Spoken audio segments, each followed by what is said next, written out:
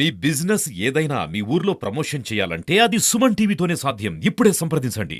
రెండు ప్రధానమైన అంశాలు జరుగుతూ ఉన్నాయి.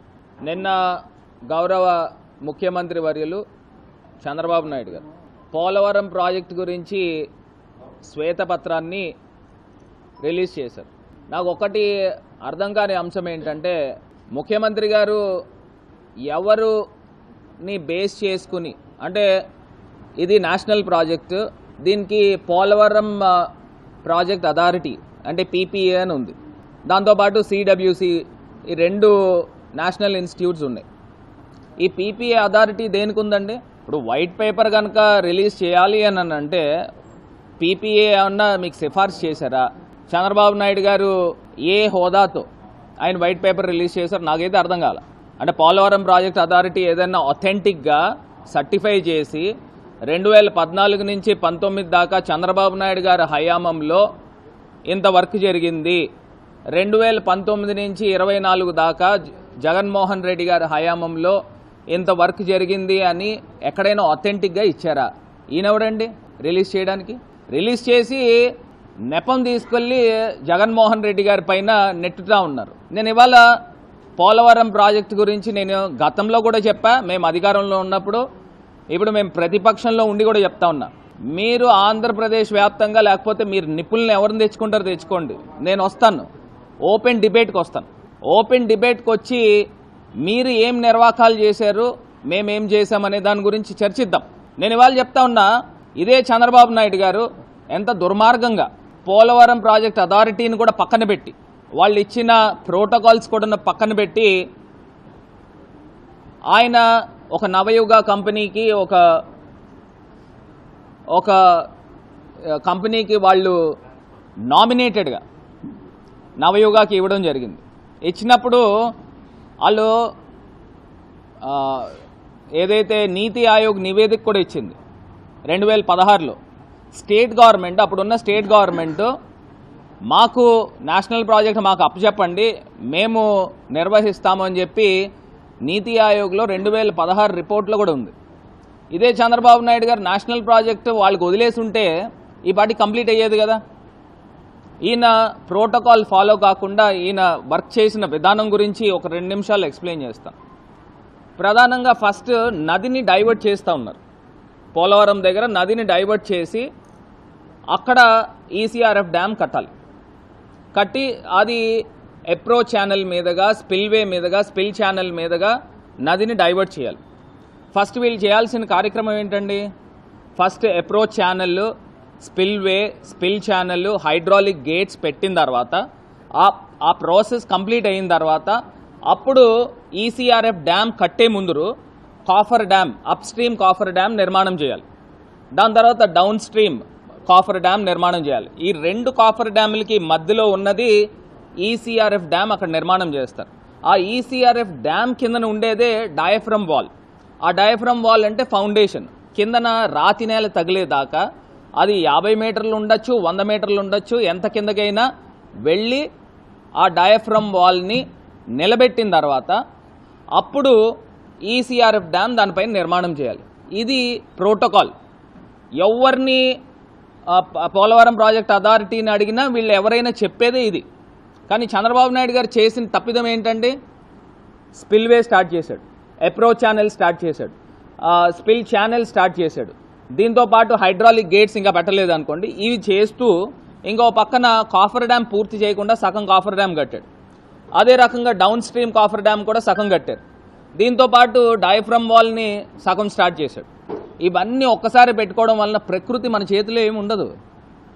వరదలకి వచ్చినప్పుడు లాస్ట్ టైం 2021 అనుకుంటా, అప్పుడు వచ్చిన హయ్యెస్ట్ ఫ్లడ్ 28-29 లక్షల క్యూసెక్ వాటర్ వచ్చినప్పుడు 1.5 కిలోమీటర్న్నర వెడల్పు నుంచి నది వెళ్ళాలండి. వీళ్ళు తీసుకొచ్చి కాఫర్ డ్యామ్ని ఒక పక్కనేమో 800 మీటర్లు ఎంతో పూడ్చారు, ఒక పక్కన 400 మీటర్లు ఓపెన్ పెట్టారు, ఇంకో పక్కన 200 మీటర్లు ఓపెన్ పెట్టారు. ఇంత వాటర్ వచ్చినప్పుడు ఏమవుతుంది? హై వెలాసిటీ, 28 లక్షల క్యూసెక్ ప్రెషర్, నాకు తెలిసి 1,00,000 క్యూసెక్ ప్రెషర్ అవుతుంది. అంత హై వెలాసిటీ వాటర్ రావడం వలన డయాఫ్రమ్ వాల్ బ్రీచ్ అయింది, కిందన ఉన్న డయాఫ్రమ్ వాల్ని ఎత్తుకుని వెళ్ళిపోయింది. దాంతోపాటు ఈసీఆర్ఎఫ్ డ్యామ్ ప్రాంతం ఏదైతే ఉందో ఆ ప్రాంతంలో పెద్ద పెద్ద స్కవర్స్ పడినాయి, అగాధాలు, అంటే గొయ్యలు కింద పడిపోయినాయి. పడిపోవడం వలన ఈ పోలవరం ప్రాజెక్ట్ డిలే అయింది. ఈ తప్పిదాలు చేసింది ఏ ప్రభుత్వంలో జరిగిందండి? చంద్రబాబు నాయుడు గారి ప్రభుత్వంలో కాదా? మళ్ళీ నేను నిన్న ఆయన నివేదిక ఇచ్చిన దాంట్లో ఈయనే 70%, 80% కంప్లీట్ చేశాడంట. జగనన్న గారు కేవలం 2%, 3% చేశారని చెప్తా ఉన్నారు. నేను ఇవాళ చెప్తా ఉన్నా, coffer dam, up stream coffer dam ఎవరి హయాంలో కంప్లీట్ అయిందండి? జగనన్న ప్రభుత్వంలో కాదా? డౌన్ స్ట్రీమ్ కాఫర్ డ్యామ్ ఎవరి హయాంలో కంప్లీట్ అయిందండి? జగనన్న ప్రభుత్వంలో కాదా? మొత్తం స్పిల్వే కంప్లీట్ చేసి హైడ్రాలిక్ గేట్స్ పెట్టి నీరుని, నదిని డైవర్ట్ చేసి ఈ స్పిల్ ఛానల్ మీదుగా పంపించింది ఎవరి హయాంలో పంపించారండి? ఈ నీరంతా కూడా జగనన్న గారి ప్రభుత్వంలో కాదా? మరి ఇన్ని కంప్లీషన్ చేసిన ప్రభుత్వం జగనన్న గారి ప్రభుత్వం అయితే కేవలం జగనన్న 4% కంప్లీట్ చేశాడు, 5% కంప్లీట్ చేశాడని తప్పుడు లెక్కలు ఇస్తూ ఉన్నారు. ఇవన్నీ పక్కన పెడితే ముందర పోలవరం ప్రాజెక్టు ఇంత అనర్థానికి దారి తీసిన కారకులు ఎవరు అని అడుగుతా ఉన్నా. చంద్రబాబు నాయుడు గారు కాదా అని అడుగుతా ఉన్నా. మరి ఇన్ని అబద్ధాలు చెప్తూ ఇవాళ ప్రజల్ని మోసం చేసే కార్యక్రమం చేస్తూ ఉన్నారు. నిజంగా జగనన్న వచ్చిన తర్వాత ఆ స్కవర్స్ పడిన చోట ఏదైతే ఈసీఆర్ఎఫ్ డ్యామ్ కట్టాలో అక్కడ హైడ్రాలిక్ కంపాక్షన్ చేసి శాండ్ని, కొన్ని లక్షల టన్నుల శాండ్ని తీసుకుని వచ్చి దాన్ని అంతా కూడా ఒక నున్నగా క్రికెట్ స్టేడియంలా తయారు చేశారు, గ్రౌండ్ లాగా. దానిపైన అప్పుడు ఈసీఆర్ఎఫ్ డ్యామ్ కడతారు. ఇవన్నీ పక్కన పెడితే ఇంకా రాబోయే రోజుల్లో కొన్ని అనర్థాలు కూడా జరిగేదానికి అవకాశం ఉంది. ఒకటి, కాఫర్ డ్యామ్ యొక్క పీరియడ్, అది సస్టైన్ అయ్యే పీరియడ్ కేవలం 3 సంవత్సరాలు అనుకుంటా నాకు తెలిసి. మరి కాఫర్ డ్యామ్ మొదలుపెట్టింది చంద్రబాబు నాయుడు గారి హయాంలో 4-5 సంవత్సరాల క్రితం మొదలుపెట్టారు. మరి దాని టెన్యూర్ ఎంతకాలం ఉంటుంది? దాని స్పాన్ ఎంతకాలం ఉంటుంది? మళ్ళీ కాఫర్ డ్యామ్, ఇప్పుడు ఈసీఆర్ఎఫ్ డ్యామ్ కింద ఉన్న డయాఫ్రమ్ వాల్ ఇప్పుడు దాకా కేంద్ర ప్రభుత్వం నిర్ణయం తీసుకోవాలా, అంటే ఇంకొక డయాఫ్రమ్ వాల్ కట్టాలా అక్కర్లేదా అనే దానిపైన నిర్ణయం తీసుకోవాలా. ఇదే చంద్రబాబు నాయుడు గారు ఇప్పుడు ఎన్డీఏ ప్రభుత్వంలో కీలకమైన భాగస్వామి కింద ఉన్నాడు. మరి భాగస్వామి కింద ఉన్నప్పుడు సెంట్రల్ గవర్నమెంట్ని డిమాండ్ చేయాలి కదండి. డిమాండ్ చేసుకోకుండా 4 సీజన్లు పడుతుంది అంటే 4 సంవత్సరాల్లో కానీ నేను ఏం చెప్పలేను అనే మాట ఎట్లా మాట్లాడతారు?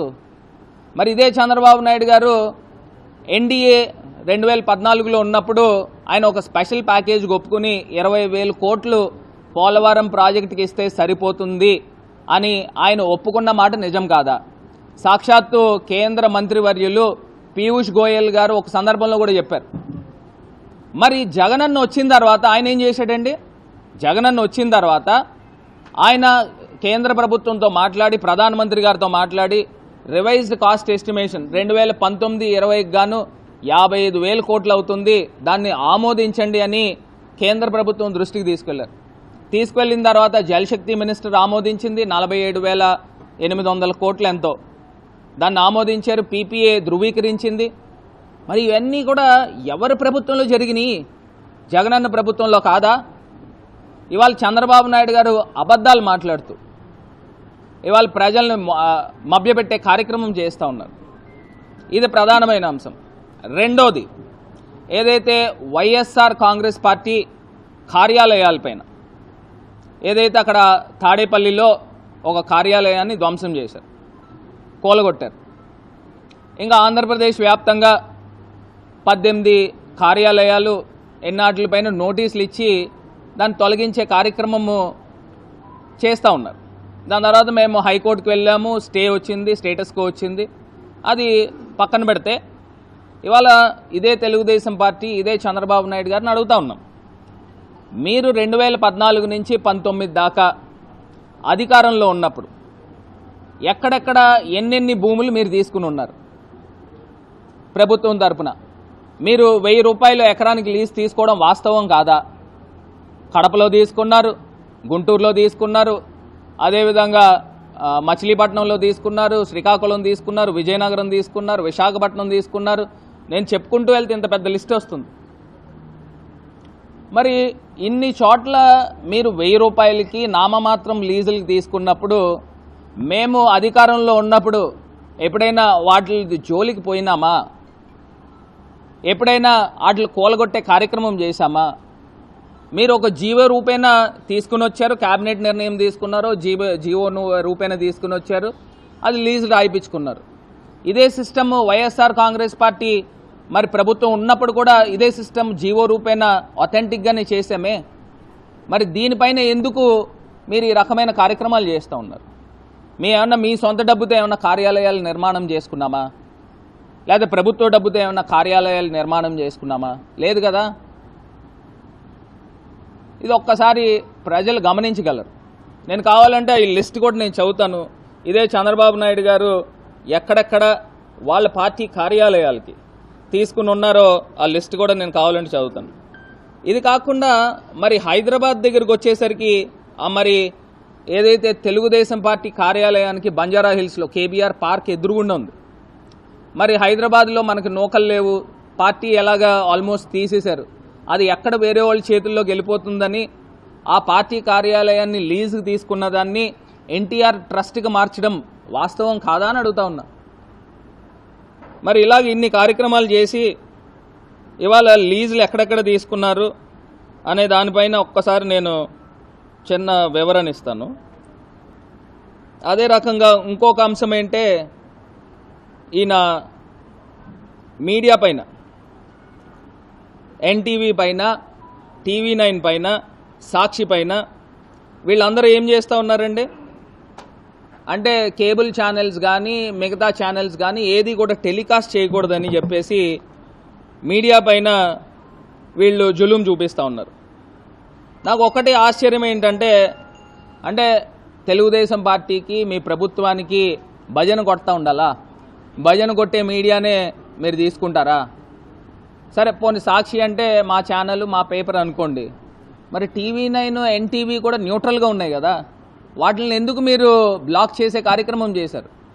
ఢిల్లీ హైకోర్టు ఎట్లాగా వాళ్ళకి ఆర్డర్స్ ఇచ్చారు, అయినప్పటికీ ఇప్పుడు దాకా కూడా ఇంకా రీఇనిషియేట్ చేయలేదే. మరి ఇది అన్నీ కూడా ప్రజలు గమనించమని కోరుతా ఉన్నాం.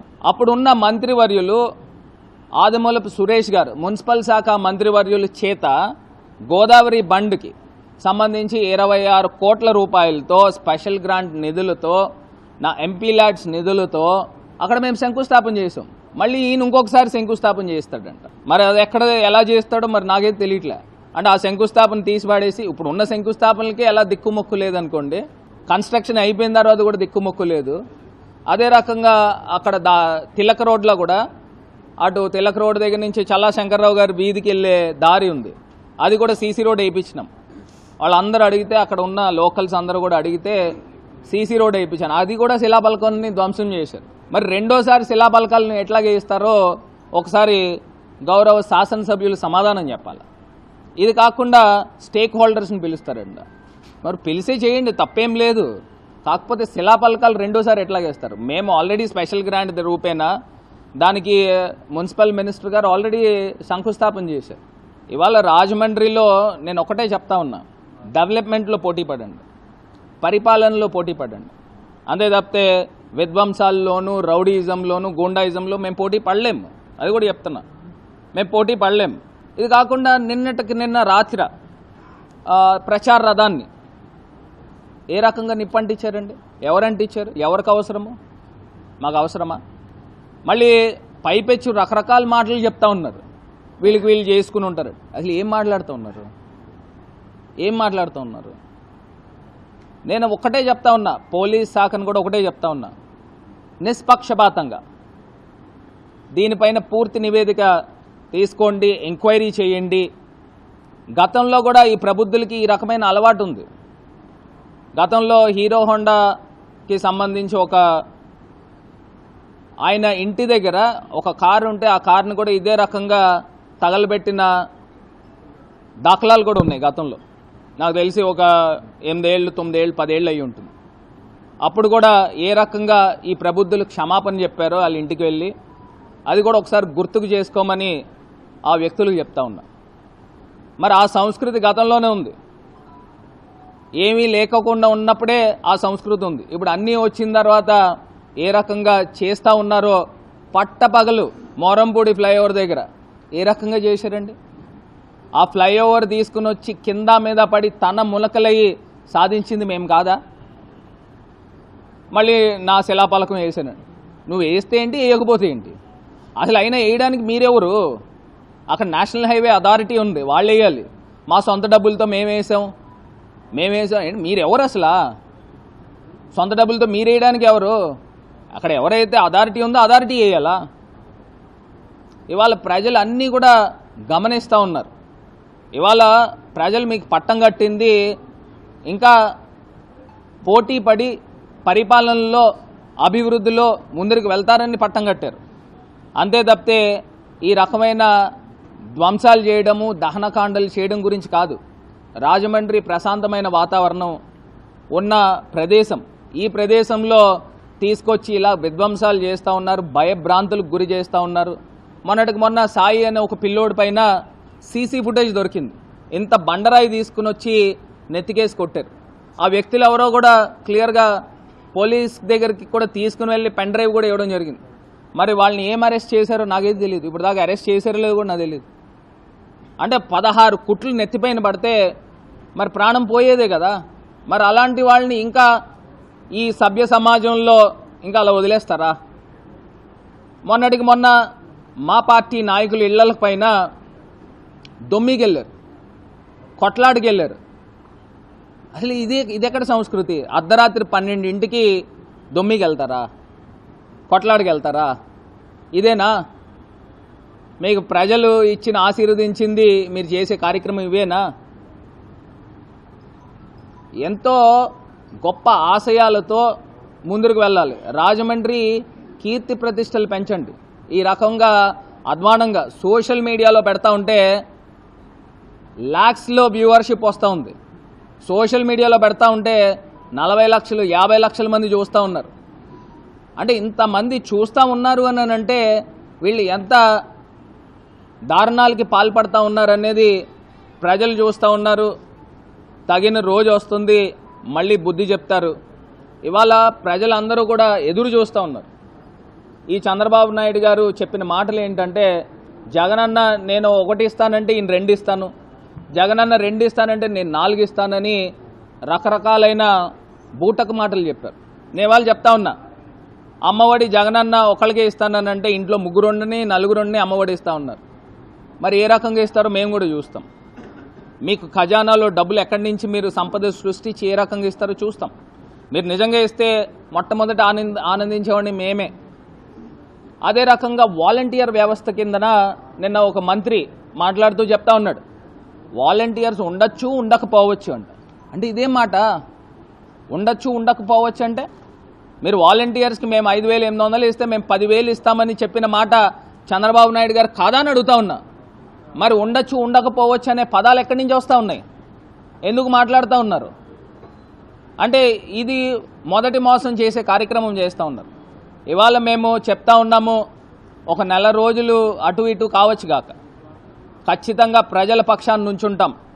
ప్రజల పక్షాన నుంచుని గొంతు లెగిసి మళ్ళీ మాట్లాడతాం. ప్రజల పక్షాన నుంచుని చేతులు కలిపి ప్రజా పోరాటం చేస్తాం అవసరమైతే. నాకు తెలియక అడుగుతానండి, అసలు జిల్లాలో అసలు ఇసుక రీచ్ల దగ్గర కానీ ఇసుక పాలసీ ఇంకా రాలేదు. ఎన్ని టన్నులు ఇసుక ఉందండి? కొన్ని వేల టన్నులు ఉంటుంది. 90,000 టన్నులు. అసలు ఏమైపోయిందండి ఇది? ఎవరికి ఇచ్చారండి? ఉచితంగా ఇచ్చారా? ఫ్రీ ఇసుక అన్నారు, ఉచితంగా ఎక్కడైనా ఇచ్చారా? 13,500 అంట. మరి 13,500 ఉచితంగానా? లారీ కిరాయి ఎంత అవుతుందండి? లోకల్గా అయితే మహా అయితే 2,000 అవుతుంది, 3,000 అవుతుంది. లోడింగ్కి మహా అయితే ఒక 500 అవుతుంది, 1,000 రూపాయలు అవుతుంది. ఈ 13,500 ఎక్కడికి వెళ్తుంది ఈ డబ్బు? నేను ఇప్పుడు లారీ పంపిస్తాను, ఉచితంగా వేస్తారండి? వేస్తారా? మరి ఈ రకమైన అవినీతి కార్యక్రమాలు చేస్తూ మళ్ళీ సన్నాయి నొక్కులు నొక్కుతున్నారు. మరి నా పైన ఏదో పాంప్లెట్లు వేశారు, ప్రజలు నమ్మారు. పాపం నేను నిజంగా 25% కమిషన్లు తీసుకుని ప్రజలు నమ్మారు. మరి మీ అధికారంలోకి వచ్చారు కదా, ప్రూవ్ చేయండి. నేను అప్పుడు ఛాలెంజ్ చేశాను, ఇప్పుడు ఛాలెంజ్ చేస్తున్నా. అంటే ప్రజలు నమ్మారు మీరు చెప్పిన మాటలు. నిజంగా నేనేంటో నాకు తెలుసు, పైన భగవంతుడికి తెలుసు. అంటే వీళ్ళు ఏం చేస్తున్నారు? నిద్రపోతున్నారండి. అంటే ఎమ్మెల్యే కింద అయ్యారు, వీళ్ళ ప్రభుత్వం వచ్చి లేదా ఏమన్నా వేరే ఏం పనులు చేస్తున్నారు? మీకు ఇచ్చింది ఏంటి? దేనికి అధికారంలో ఇచ్చింది? మేము 4 రోజుల పాటు మేమేం మాట్లాడలేదు కదా. మీరు ఏదో మంచి చేస్తారు, సరే ఏం చేస్తారో చూద్దామని మాట్లాడుతుంటే పాత వాసనలు ఇంక ఈ కాకమ్మ కౌరులు ఎవడింటాడండి? ఎవరు వింటారు? నేను ఇందాడు కూడా నేను గతంలో మా ప్రభుత్వంలో ఉన్నప్పుడు ఇసుక పైన వేల కోట్ల రూపాయలు ప్రభుత్వ ఖజానాకి ఆదాయం వచ్చింది, అది మర్చిపోబాకండి. ఇవాళ ఇసుక పాలసీ డిసైడ్ చేయకోకుండా ఇవాళ ఫ్రీ ఇసుక పేరుతో ఇక్కడ బయట ఓపెన్గానే తీసేస్తూ ఉన్నారు, రీచ్లో కూడా తీసేస్తూ ఉన్నారు, మిషన్లు పెట్టి తీస్తూ ఉన్నారు. మరి ఆ పాలసీ డిసైడ్ కాకుండా మరి ఏం చేస్తున్నారో మరి ప్రజల్లే దీన్ని గమనించాల్సిందిగా కోరుతా ఉన్నాను. ప్రజలకి కళ్ళు ఉంటాయి కదండి. నేను ఇందాక మీరు నేను అడుగుతా ఉన్నా, ఇందాక నేను చెప్పిన ప్రశ్నకి అక్రమంగాని ఎలా చెప్తారు? ఇప్పుడు ఇందాక చెప్పారు 90,000 టన్నులని, దానికంటే ఒక రికార్డు ఉంటుంది, లేకుండా ఎందుకు ఉంటుంది? లేకపోతే అలా కాదండి, కాదు మీ మీడియా మిత్రులకి మీ మీడియా మిత్రుడే చెప్పాడు 90,000 టన్నులని, నాకు కూడా తెలియదు. నాకు కూడా తెలీదు అంటే ఎలా చెప్తారండి ఆ గొట్టలను 90,000 టన్నులని? ఏంటి ఇప్పుడు నేను ఇసుక వ్యాపారం చేసేవాడినో అలా కాదు, వినండి, ఉంటే నాకు తెలుస్తుంది, నాకు తెలియదు కదా. మనకు వాటిల్లో ఏ రకమైన చేతి వాసనలు లేకపోతే చేతి వాటాలు లేవు. నేనేంటో ప్రజలకు తెలుసు.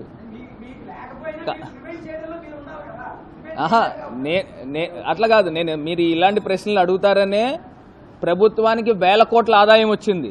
ఇది ఫ్రీ ఇసుక అని చెప్పి 13,500 రూపాయలకి 6 టన్నుల లారీ ఎట్లా అమ్ముతారని అడుగుతున్నా. అది ప్రశ్నిస్తున్నా. పోనీ మీరు మీడియానే కదండి, మీరు ఒక 10 లారీలు పంపించండి. అట్లా కాదు, సరే ఇది నీతివంతంగా చేస్తున్నారనేది మీ భావన, అది మీ భావన కావచ్చు, కానీ ప్రజలకు కాదు. అది నన్ను అడుగుతారు ఏంటండి?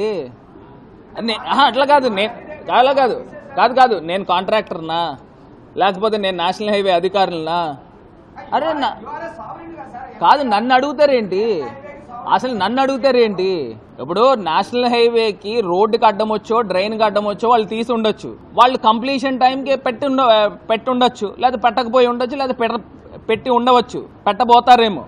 కాకపోతే ఒకటైతే నేను ధృవీకరించా, గతంలో మురళీమోహన్ గారి టైంలో శాంక్షన్ అవ్వడం వాస్తవం. కాకపోతే అధికారులు వచ్చిన తర్వాత నివేదిక రాసుకున్న తర్వాత ఆ ఫ్లైఓవర్ అవసరం లేదు అని చెప్పేసి రిపోర్ట్ రాసుకుని వెళ్ళిపోయారు. అంటే అది ఇంక క్యాన్సిల్ అయినట్టే. మళ్ళీ దాన్ని నేను రీఇనిషియేట్ చేశాను. అదే నేను చెప్తా ఉన్నా. ఇప్పుడు ఇదే ప్రశ్న ఇప్పుడు అధికార పార్టీకి కూడా వేయండి. క్రికెట్ స్టేడియం, ఇండోర్ స్టేడియం రోజా గారు తీసుకుని వచ్చి శంకుస్థాపన చేశారు, అది టెండర్ ప్రాసెస్లో ఉంది. ఆదిమూలపు సురేష్ గారు గోదావరి ఫ్రంట్ ఆయన శంకుస్థాపన చేశారు. వాటి శిలాపలకాలు ఉన్నాయి. ఆ శిలాపలకాలు డిస్టర్బ్ చేయకోకుండా వీళ్ళు ఉంచి ఆ సాంప్రదాయాన్ని గౌరవిస్తారా? ఇప్పుడు వాళ్ళు చెప్పిన అన్ని మాటలు చెప్పారు కదా, ఇక్కడ కూడా అంతే కదా. ఆ సాంప్రదాయాన్ని గౌరవిస్తారా? అది కూడా మీరే సాక్ష్యంగా నేను మాట్లాడతాను.